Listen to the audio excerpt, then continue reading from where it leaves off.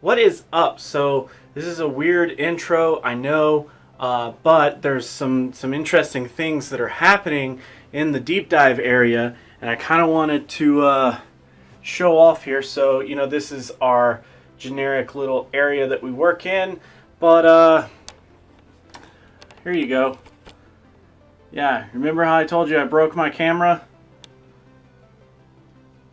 Yeah, it happened. I had to get a new one. So really fast, let's switch over to this new camera here. What is up, guys? So today we're actually going to be taking a look at one of my favorite Pokemon in general, not just in terms of PvP or anything. Like, he's not even that amazing in a lot of things, but he is my favorite Pokemon in terms of bug type from Gen 2. Like, I love him to death. We're talking about my boy Heracross. I can't, that's it, okay? Heracross, amazing Pokemon, but I'm gonna try to stay as objective here as I possibly can. Today we're actually going over Heracross, who is a fighting and bug type Pokemon at level 40 with max IVs across the board. You can max out at a measly 3101, holy cow. That's pretty large and in charge if you ask me.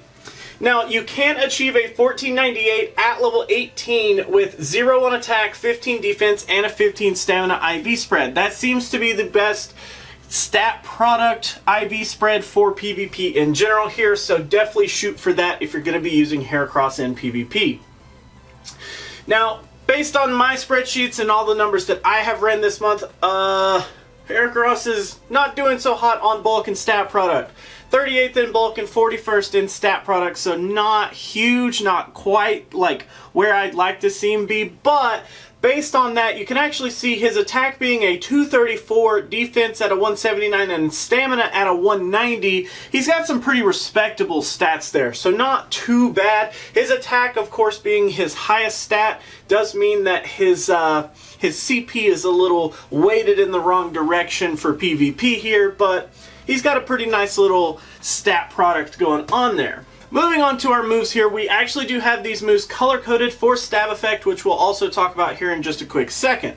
Starting off with counter here, it's going to be generating 3.5 energy per turn, doing a 4 damage per turn normally, but when you factor in stab, you do bump up to a 4.8 damage per turn, which is pretty freaking sweet.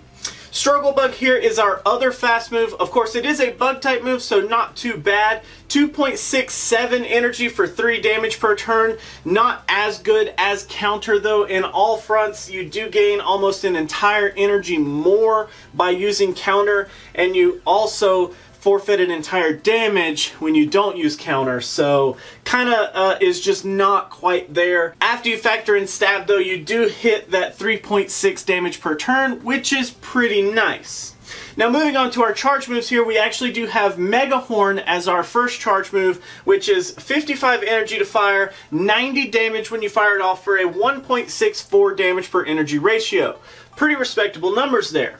After you factor in stab, though, it does bump up to 108 on the damage with a 1.96 on damage per energy ratio. So even better right there. Close combat here, costing 60, doing 100 damage at a 1.67 before stab. After stab, you do bump up to that 120 for a 2.0 damage per energy ratio. So pretty big numbers there. Earthquake being our last charge move here. It's not even a stab candidate, and unfortunately I did do quite a little bit of testing with Earthquake, and it just doesn't end up being a very favorable move for us here. But costing 65 for 120 damage for a 1.85 is always nice. Unfortunately, in this cup alone, Earthquake just doesn't really help us out too much. So as far as which moveset is more preferred, the one that I found to be the most coverage based is definitely counter, Mega Horn, and close combat. With that moveset, you do win the most amount of matches whenever you have 0 shields and your back is up against the wall as a closing type situation. So it does end up being a pretty decent moveset.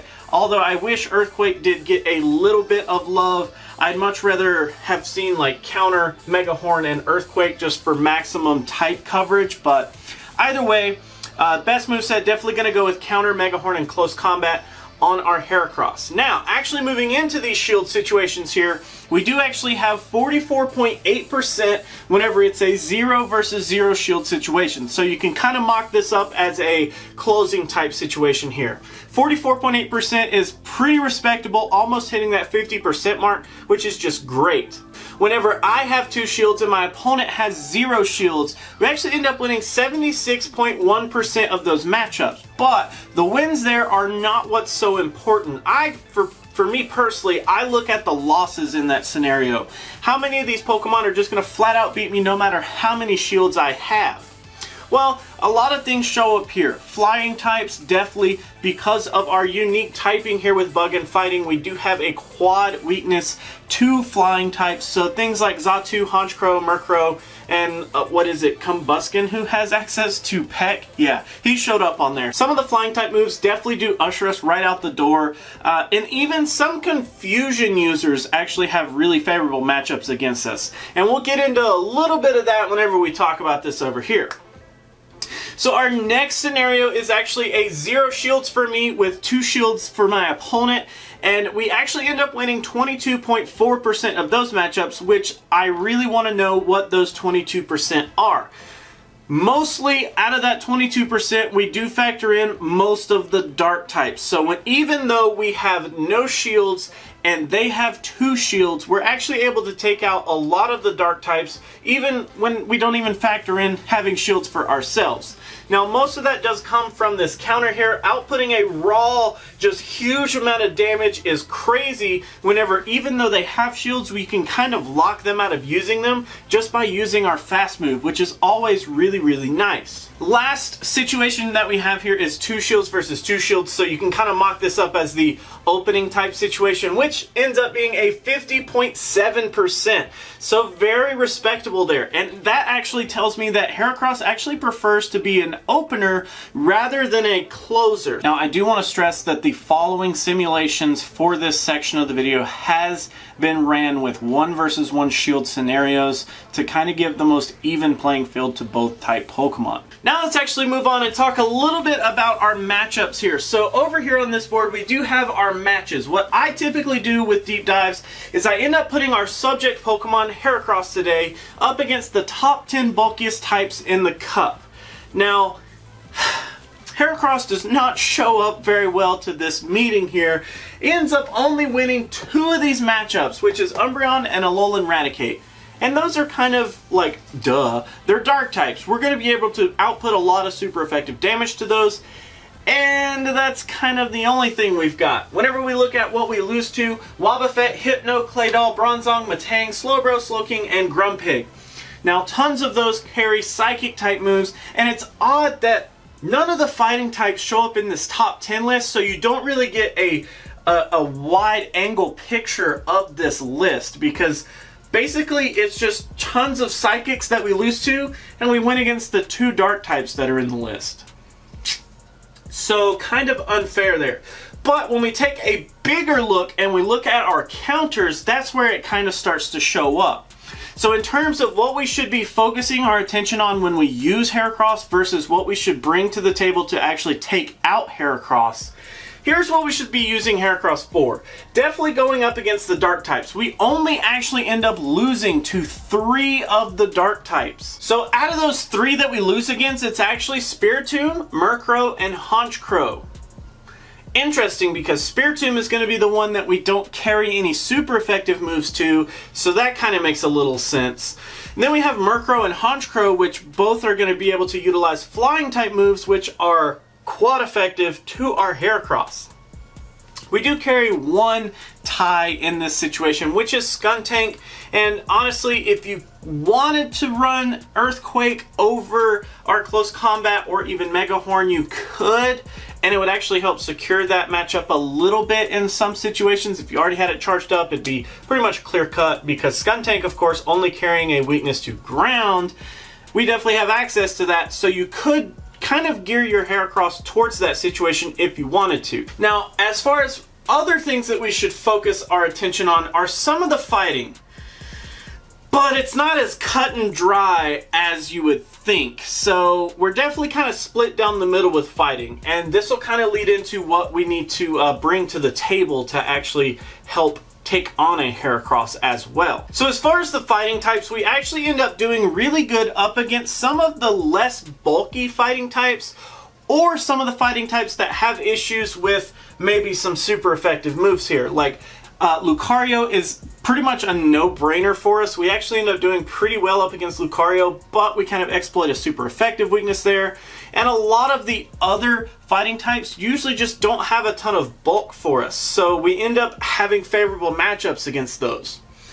But in terms of the fighting types that you want to bring to actually counter your Heracross, you could actually just bring things that have access to super effective moves. Things like Gallade make a really good candidate here because he does have access to psychic type moves. Combusken, Infernape, Blaziken, Monferno, all of those guys end up bringing fire to the table, which is just great. Toxicroak having really interesting resistances towards the fighting type puts him in this scenario. Hitmonchan brings Fire Punch to the table. And Poliwrath, even though it's a super close battle with Poliwrath, he does kind of inch out ahead.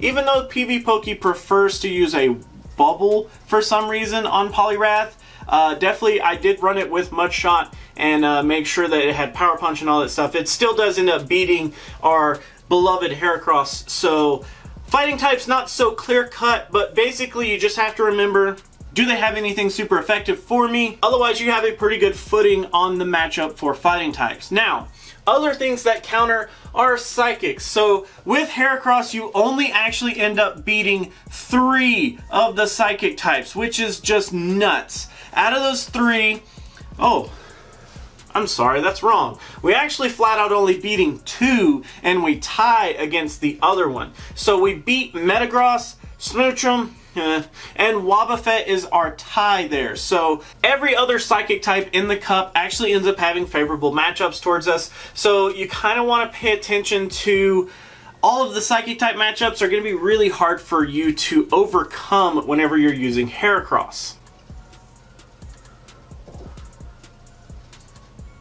Now let's actually go over a couple of pros and cons for Heracross here. I usually like to start with the cons, but today let's actually start with one of the biggest pros that I think there are to Heracross.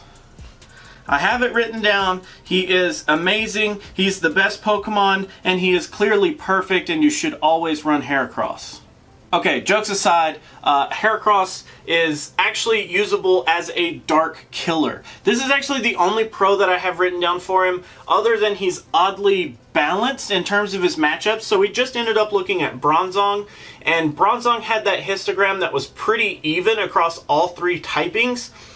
Heracross's is very similar, although not as even as Bronzong, but it's still quite in the same ballpark as Bronzong, so kind of interesting there. In terms of using Heracross as a dark killer, I definitely think he has a lot of footing as a dark specialist. Unfortunately, he's not a really good generalist, so I don't feel like you should kind of just choose Heracross and have him go up against anything. I definitely think even though he prefers opening here, I don't think he's that great at opening, because even though it's a 50-50 chance, it basically comes down to this. You have Psychic that is going to be just crazy good against you, where you have Dark that you're going to be crazy good up against, and then it's a 50-50 between the fightings. It's not like, percentages just aren't quite high enough for me. I'd really prefer to see higher numbers before feeling secure that I'm just going to throw out Heracross. So definitely do feel like he's usable as a dark killer, but kind of more as that specialist role. The only con that I actually have written down for him is that unfortunately he is not our best fighter. Yeah, that's kind of just for me. Unfortunately, he's not the best fighter in the cup, even though as much as I love Heracross, I'd love to say that he is. Unfortunately, I just don't think so. I think there are better specialists in the fighting typing that do a little bit better. Toxicroak, I do think will outperform Heracross in almost every situation that I can think of off the top of my head at this moment. So definitely do think that Heracross could have been better, but I don't think that this is his cup to truly get what he deserves in terms of praise. But that's just my opinion on Heracross. I'd love to know what you guys think about Heracross. And as always, please let me know down in the comments below if you have any suggestions on deep dives, because like I say every video, I put them all into spreadsheets and we do them as they get tallied up.